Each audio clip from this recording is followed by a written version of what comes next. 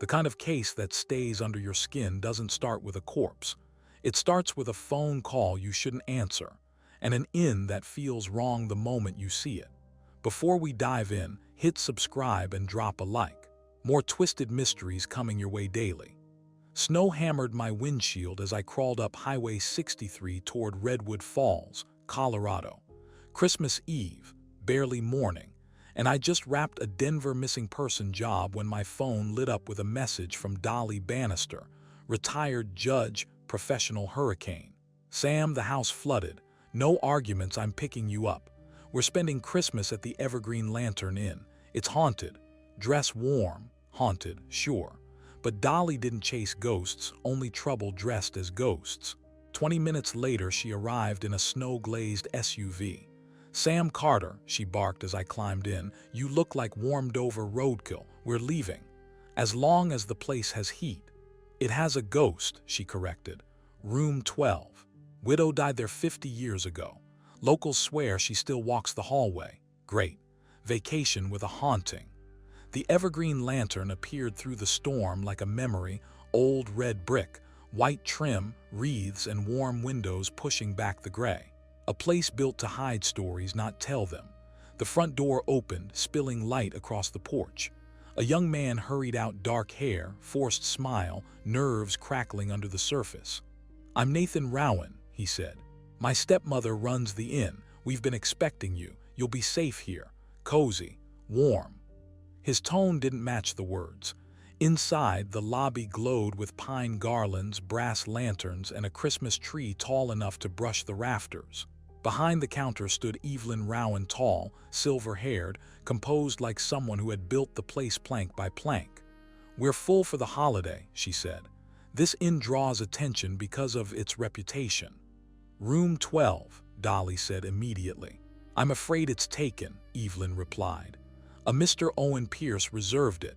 Nathan's jaw tightened at the name, just enough for me to file it away. Our rooms were across the hall from room 12. Mine, 11, had a clean sightline straight to the so-called haunted door. Downstairs, the parlor smelled of cider and burning pine. A few guests were already gathered around the fire. Closest to the flames sat a woman swaddled in purple shawls, Madame Zara, the local medium, drowning in rings and theatrics. Next to her stood a man with silver hair and a stage magician's posture, Basil Quill, ex-illusionist. Nathan introduced us. Zara closed her eyes dramatically. "I sense unrest," she murmured. "Room 12 vibrates with a widow's grief." Quill smirked. "The only vibrations I felt last night came from bad plumbing." The parlor door swung again. A tall man in an expensive coat entered, slick, polished, and radiating New York entitlement. "Owen Pierce." "Charmed," he said, surveying the room like real estate. "Lovely place. With the right investment, it could become remarkable." Evelyn Rowan's polite smile thinned. "This inn has survived 3 generations," she said. "We prefer it intact." Pierce's grin said he didn't care what she preferred. The storm intensified outside, drumming hard against the windows. Every face in the room felt like a powder keg waiting on a match. And though none of us knew it yet, someone in the Evergreen Lantern wouldn't live to see Christmas morning. Christmas Eve tightened its grip on the Evergreen Lantern.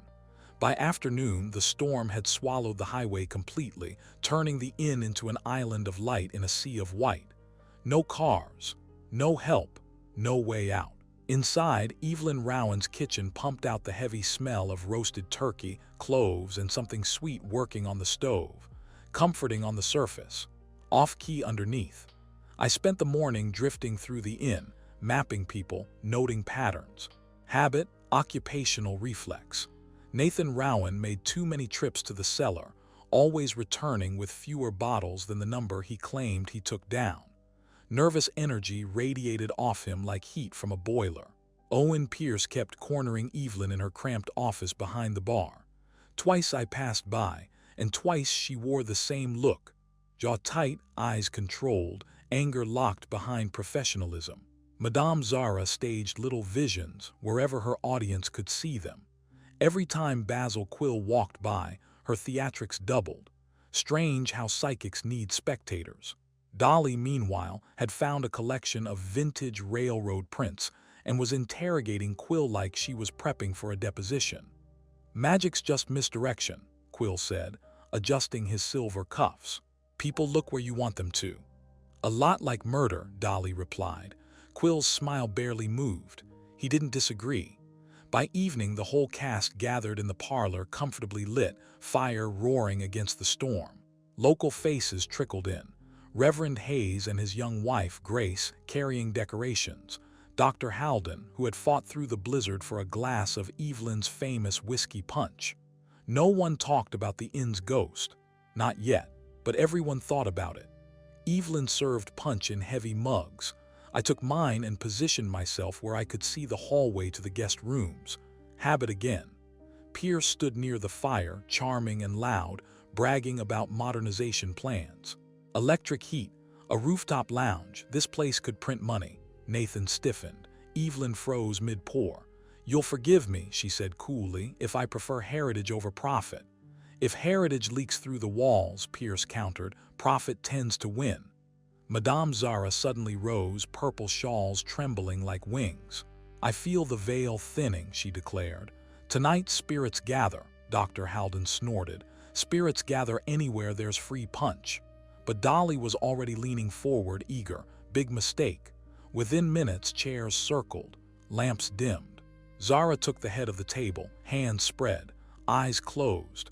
I stayed back, leaning against the wall, letting the room breathe. Quill lit a cigarette and stood beside me. "Should be entertaining," he murmured, if only he knew. The séance began with heavy breathing from Zara, a performance so overwrought it could have been billed on Broadway. The guests leaned in. Grace gripped the Reverend's hand.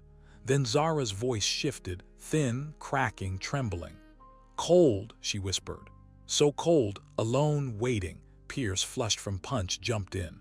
"Who are you? What do you want?" The whisper sharpened. "Room 12, where I died tonight, someone joins me." A perfectly timed line. But what happened next wasn't theater. The bellboard on the parlor wall rattled. Then the bell for room 12 jerked hard and rang twice, clean, metallic, sharp. Every head whipped toward it. Madame Zara gasped for real this time. And then Dolly screamed. I spun toward the window. Upstairs, far above us, a pale face stared from room 12's frosted glass. 5 seconds, no movement, then gone. Silence hit the room like a dropped brick. Even Quill had nothing clever to say. Pierce forced a laugh. "Well, guess I'm in for a lively night." But I saw his hands shake. One by one, people drifted upstairs long after midnight. Pierce went last. "If I'm not down for breakfast," he called, "you'll know the ghost got me."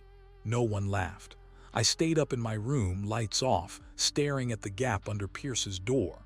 At 12:20 a.m., his lamp flicked off. At 7 a.m., the maid's scream tore through the hallway. Room 12 had claimed a body. The hallway outside room 12 was colder than the storm outside. The maid stood shaking, hand over her mouth. "He won't answer, sir," she whispered. Doors bolted. Dolly arrived in her robe, thrilled and horrified. Evelyn Rowan followed, face pale, authority cracked. "Mr. Pierce," she called firmly, knocking. Nothing. Nathan sprinted up the stairs. "Break it," Evelyn ordered. Nathan and I hit the door together. Second try, nothing. Third try, the bolt snapped and the door burst open. Owen Pierce lay on the bed, fully dressed, eyes open, skin tinted a faint cherry red. No struggle, no chaos, just death. Carbon monoxide, seen it before. Dr. Halden arrived and confirmed it. Classic co-poisoning, but there's no heater, no fire, nothing that should produce it. A locked room.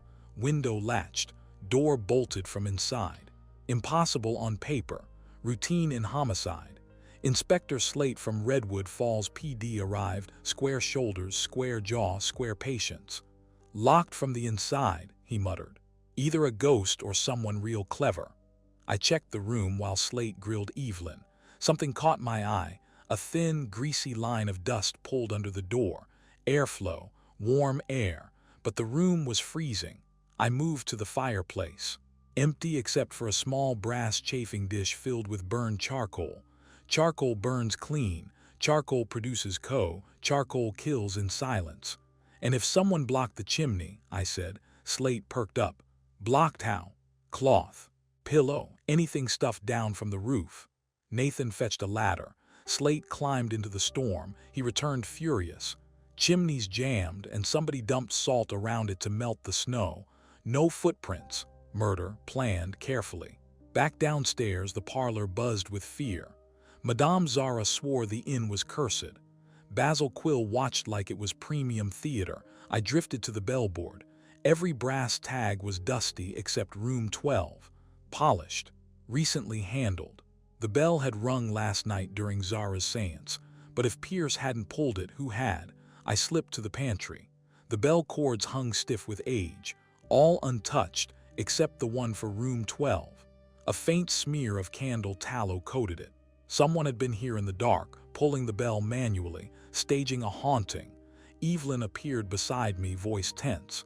"Mr. Carter, what exactly are you suggesting?" "That someone engineered every scare in this place," I said. "And Pierce wasn't supposed to die mysteriously.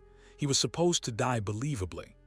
As I headed back toward the stairs, something thin caught my eye. A nearly invisible black thread running along the baseboard toward the upper floor. Not random. Not fallen, placed. I followed it up the stairs, past my room, straight to the door of room 12. The thread disappeared under the doorframe. Someone had built a system, a stage, a ghost that could be controlled remotely. Pierce hadn't died in a haunted room. He died inside someone's design, and the killer wasn't finished yet. Inspector Slate dragged everyone back into the parlor, fire roaring, storm howling, tension thick enough to chew. He began carving through alibis while the guests sat in a crooked semicircle like suspects awaiting casting calls. I stayed against the wall, tracking eyes, hands, microreactions. This wasn't a ghost story. It was a production. "Let's lock down the timeline," Slate said, flipping his notebook. "Between 11:30 p.m. and 1 a.m., when Pierce likely died, where was everyone?" Evelyn Rowan spoke first, stiff-backed. "In the kitchen preparing Christmas puddings until 11:40. The maid saw me. Then I checked linens upstairs. Mrs. Bannister saw me near the cupboard." Dolly nodded. "I needed an extra blanket. She was there." Slate scribbled. "Next, Nathan Rowan. I was at the bar until after midnight. Then I went to the cellar for more ale. Arthur, the potman, heard me down there." Slate narrowed his eyes. "Heard you, not saw you," Arthur admitted it. "Door blocks the view, sir, but I heard him banging around." Heard wasn't seen. I tucked that away. Madame Zara lifted her chin like she was posing for a poster. "I was in trance until after midnight. The maid witnessed me climbing the stairs. Spirits drained the body." The maid confirmed. "She floated past me, well, sort of." Basil Quill took a calm drag of his cigarette. "I was on the porch with Reverend Hayes, smoking, admiring the snow." The Reverend confirmed it word for word. Slate closed his notebook with a slap. "So every one of you has a little window of time unaccounted for." No one argued. My eyes drifted to the far wall, specifically to the black thread I'd traced earlier. It disappeared beneath the parlor's heavy oak settle. "Inspector," I said, "we need to move that bench." Slate frowned but motioned for Nathan and Quill to help. The settle scraped away, revealing dark wood paneling, older, untouched, and dead center, a small brass eye hook screwed into the wall, new scratches around it. Quill let out a low whistle. "Well now, that's showmanship." I followed the thread upward. "This continues to room 12. Someone built a remote control haunting." Dolly gasped. "The curtain last night, it moved," Slate grunted. "Fine, someone rigged props. Doesn't explain the murder." "Maybe it does," I said. We climbed the stairs. In room 12, I checked the curtains. And there it was, a tiny hook stitched inside the hem, matching the eye screw below. Tug the thread downstairs, the curtain shifts upstairs. Quill inspected it like fine art. A clean operation. Simple, invisible, a classic illusionist trick. "Someone wanted Pierce rattled," I said. "Wanted him believing the room was alive." "Why?" Slate asked. "So he'd stay inside," I said, "and not notice the charcoal killing him." We searched further.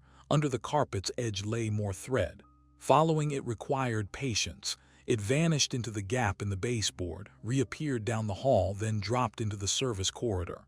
Whoever built this had time, skill, and purpose. Back in the parlor, Slate pressed his palm to his forehead. Okay, we've got staged hauntings, a blocked chimney, a locked door trick, and half a dozen shaky alibis. And we're still missing the most important question, I said. Slate glared. Which is, who had the motive to make this murder look supernatural?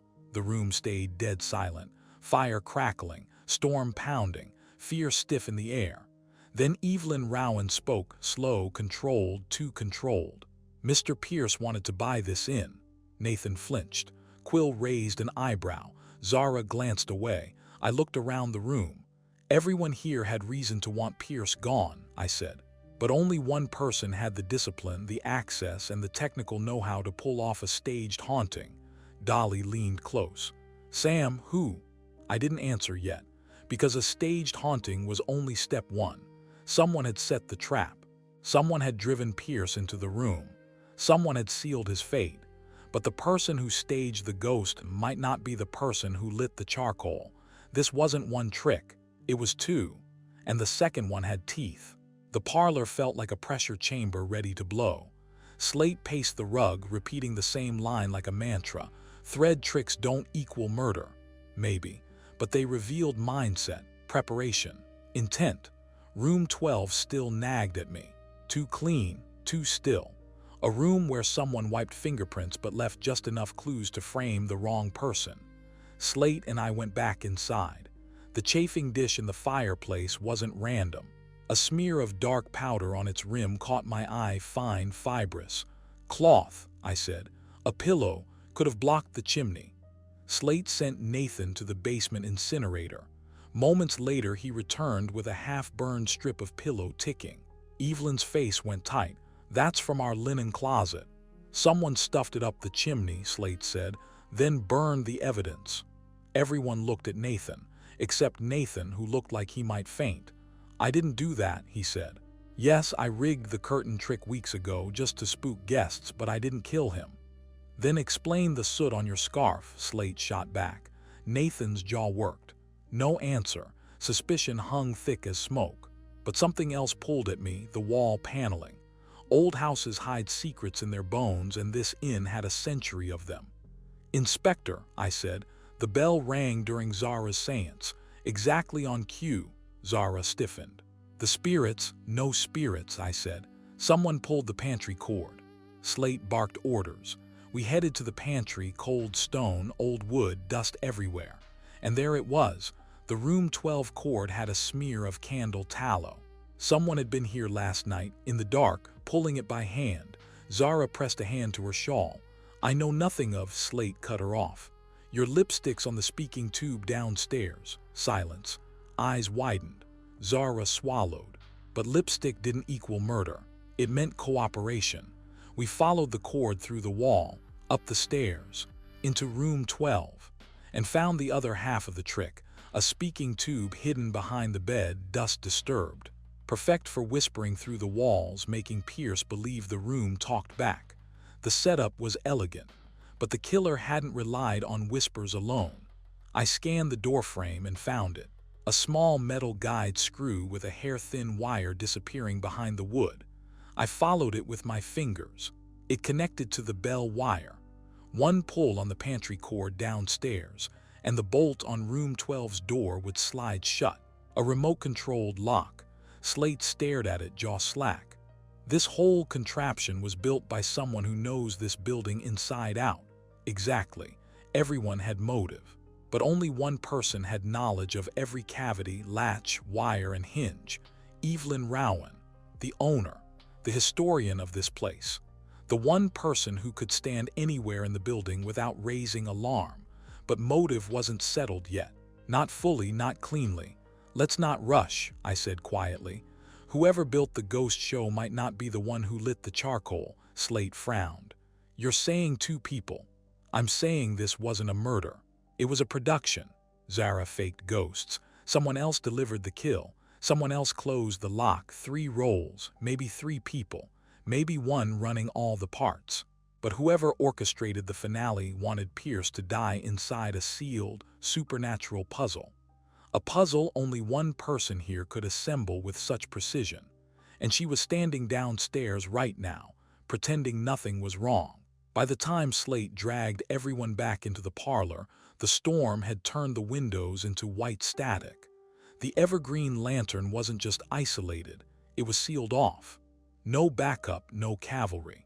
Just us, a dead man, and a killer who built puzzles for fun. Slate stood by the fire, flipping a page in his notebook. "Let's tighten the clock," he said. "Murder happens between midnight and 2. So who had real freedom to move?" He went around the room again, pressing harder. Evelyn, Nathan, Zara, Quill, the Reverend, Grace, the maid, same answers, same gaps. But now every gap felt intentional. I paced the room, thinking through the setup. Chimney blocked earlier, chafing dish placed close to midnight, bell pulled to lock the bolt, thread pulled for theatrics, speaking tube for whispers. The killer didn't improvise, they budgeted time. And one detail started burning in my brain, salt on the roof. Not from Nathan, he looked too rattled to plan melting snow. Not from Zara, she'd fall off a stepladder. Not from Quill, he had the hands but not the motive. Evelyn, though Evelyn had motive in every direction. Pierce wanted to buy the inn, flip it, replace her late husband's legacy, replace the only thing she'd built a life around. "You're circling her," Slate muttered to me.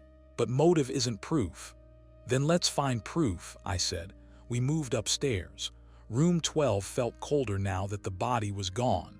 The air still carried a chemical heaviness like the room remembered. I checked the gap under the door again. Dust pulled inward. The room was heating from the inside, not from the fire, from the charcoal. "And the chimney was blocked," Slate said. "So the air had nowhere to go." "Exactly." I stared at the bolt. That tiny guide screw, the hair-thin wire, the drilled hole. It all felt too careful, too patient. Someone who doesn't panic, someone who works with systems. Slate ripped back another piece of paneling, and there, behind the cavity, lay something new. A loose coil of matching wire tucked neatly behind insulation. Extra supplies. Slate held it up. "Who keeps stock like this?" "Someone who built the mechanism," I said. Evelyn's face went still. Nathan stepped forward. "I swear I didn't," I cut him off. "This isn't your handiwork. You're a bartender with a toolbox, not an engineer." His shoulders dropped, half relieved, half terrified. Back downstairs, something else clicked. The linen closet. I opened it slowly. The shelves were neat except one corner, pillows stacked 3 high. One had a tiny tear on the seam like fabric had been ripped from it. "Matches the burned cloth," I said. Evelyn's voice broke the silence. "Stop. All of you," Slate turned. "You want to make a statement," she exhaled, a long, exhausted release. But what she said next wasn't a confession. "You're looking at the wrong crime." The room froze. "What does that mean?" I asked. She looked directly at me. There was more at stake than Pierce buying the inn. He wasn't just negotiating, he was threatening. Nathan blinked. "Threatening you? Why didn't you?" "I didn't say he threatened me." Evelyn's eyes moved to someone else. Zara stiffened, Quill frowned, Dolly gasped. I followed Evelyn's line of sight straight to Nathan. He stood hollow-eyed, barely breathing. "Mom," he whispered. "Don't." Evelyn whispered, "He had your debt notes, Nathan." Silence detonated. Slate stepped closer. "What debt?" Nathan's voice cracked. "Pierce bought them from the lenders. He wanted leverage, he said. He said if I didn't convince her to sell the inn, he'd bury me." So there it was. Motive wasn't a question anymore. It was a system. Pierce wanted control. Nathan panicked. Evelyn protected. Slate turned to me. "So what now? You think mother and son tag-teamed a murder?" "No," I said. My pulse kicked. Pieces aligned. Evelyn didn't protect Nathan by killing Pierce. I pointed at the mechanisms. She protected Nathan by making it look like Nathan killed Pierce. Evelyn's face didn't break. It didn't have to. Everything around us did. She had engineered the ghost, the lock, the clues, the evidence trail. Every thread pointed at her son. Every breadcrumb said, "Arrest Nathan, don't look deeper." Slate turned toward her, realization dawning just as the lights flickered. Once. Twice. then died. Blackout. The killer wasn't done, not even close. The power outage hit like a punch. The evergreen lantern dropped into blackness. No lights, no hum, no safety net. Only the storm scratching at the windows and tents breathing in the dark. Slate cursed. Generator, Nathan, where? But Nathan wasn't the problem now. Evelyn was gone. I moved fast. The inn's layout was burned into my brain by now. The only place she'd run in the dark was somewhere she knew better than anyone else. Service corridors, back stairwells, maintenance paths built decades before code existed. I grabbed a flashlight from the front desk. Dolly shouted behind me, "Sam, don't you dare go alone." Too late. I took the service stairs 2 at a time. The beam of light sliced through dust and wood grain. At the second landing, footprints cut through the powder, fresh, deliberate. Evelyn's. I followed them into the narrow upper hallway, the one that ran behind room 12. The air here was colder, biting. A draft rolled from the crawlspace access panel hanging slightly ajar. I aimed the flashlight inside. Evelyn sat on the planks back to the wall, hands folded like she'd been waiting for judgment. "You figured it all out," she said, not defeated, almost relieved. "Why stage it to frame Nathan?" I asked. Her voice was steady, measured. "Because he wouldn't survive prison, and because Pierce would have destroyed him long before that." I stepped inside. "So you built it all, the thread, the bell trick, the bolt mechanism?" "Yes, weeks of work, piece by piece. Hidden in plain sight," she exhaled. "Do you know what it's like to run something alone for 15 years, to fix everything yourself? You learn how the building breathes. I only had to guide that breath." "And the charcoal," she looked down. "Pierce was drunk, afraid after the seance. I whispered through the tube, told him the widow's spirit needed him to welcome her. He stood by the bed exactly where the would settle first. Cold efficiency. Calculated mercy in her mind. You thought framing Nathan was mercy. I thought hiding the truth was," she whispered. "He'd lose the inn if Pierce lived. He'd lose his life if Pierce pulled those debts. I handled it the only way I could. By killing a man in a locked room." Her eyes didn't waver. "I built the lock, but I didn't strike him. Carbon monoxide did that." Slate's voice erupted behind us. "Enough!" He barreled in with 2 officers from the town who'd arrived after the blackout. Guns drawn, flashlights blazing. Evelyn didn't move, didn't resist. She only looked at Nathan, who'd followed behind Slate, face streaked with shock and heartbreak. "Mom, why?" "For you," she said simply. "Because he would have destroyed you and this place and everything we built." Slate cuffed her. "Evelyn Rowan, you're under arrest for the murder of Owen Pierce." As they let her out, she didn't weep. She didn't break. She looked at the walls of the evergreen lantern like she was saying goodbye to a living thing. Later, the storm broke. The lights came back. The inn breathed again. Nathan stood alone in the parlor, staring at the dead fireplace. "You knew before I did," he said quietly. "I suspected," I answered. "Too many clues were too convenient, too polished. Someone wanted to be found." He closed his eyes. "She saved me by destroying herself." "Most crimes," I said, "aren't about hate, they're about fear." He nodded once. "Will the inn survive?" "That's up to you." Dolly joined us, placing a warm hand on his shoulder. "Your mother built this place to protect you. Now you protect it by keeping it honest." Nathan didn't speak, but his expression said enough. Outside, the evergreen lantern glowed again. Snow softened its edges. For the first time, it looked like it could heal. And just like that, the case closed. Locked rooms don't exist, only locked truths. If you enjoyed this mystery, hit subscribe and drop a like. It fuels the next case. And tell me in the comments, would you spend a night in room 12?